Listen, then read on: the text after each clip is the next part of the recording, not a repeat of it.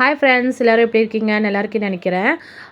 ரொம்ப நாளுக்கு அப்புறம் வீடியோ போடுறேன். ஸோ இது என்ன வீடியோ பார்க்க போகிறீங்கன்னா, எங்கள் ஊரில் மண்டல பூஜை நடந்தது. அதை வீடியோ தான் பார்க்க போகிறீங்க. இந்த குரூப்பில் தான் எங்கள் வீட்டுக்காரரும் என் பையனும் சேர்ந்து மாலை போட்டிருக்காங்க. ஸோ அதனால் மண்டல பூஜை வச்சுருந்தாங்க. இப்போ சாமிக்கெல்லாம் பாத பூஜை பண்ணிவிட்டு அதுக்கு மேலே பூஜை ஸ்டார்ட் பண்ணிட்டோம்.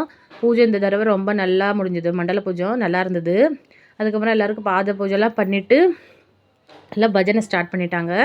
எல்லாம் உட்காந்து பஜனை பாடினாங்க. என் பொண்ணு பாடினா, அப்புறமா என் பையனும் பாடின இந்த வருஷம். எனக்கு ரொம்ப சந்தோஷமாக இருந்துச்சு. ஸோ அதுக்கப்புறம் எல்லாம் பஜனை எல்லாம் பாடிட்டு இருந்தாங்க. எல்லாம் சாமி பாட்டு, அம்மன் பாட்டு, ஐயப்பன் பாட்டு கேட்குறதுக்கவே நல்லா இருந்தது. எனக்கும் ரொம்ப கொஞ்சம் சந்தோஷமாக இருந்துச்சு இந்த வருஷம்.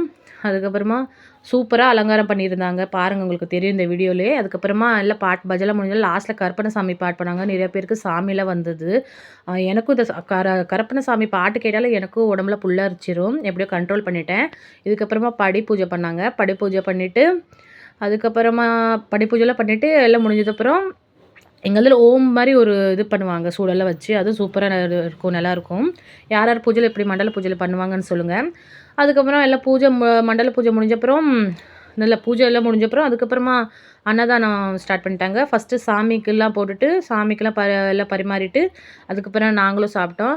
சாப்பிட்டுட்டு அப்புறம் நாங்கள் வீட்டுக்கு கிளம்பிட்டோம். அப்புறம் இந்த வருஷம் 3வது வருஷம். ஸோ 3வது வருஷம் மாலை போட்டால் மணி போடணும்னு சொல்லுவாங்க. அதுதான் இந்த வீடியோ.